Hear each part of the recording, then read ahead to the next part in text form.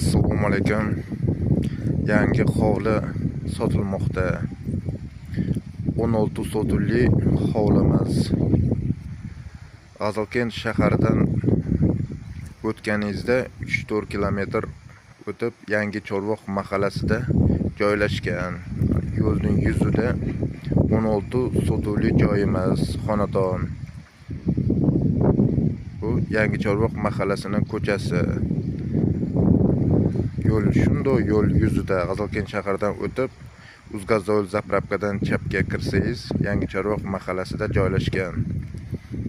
16 sotuli xonadonimiz sotilmoqda.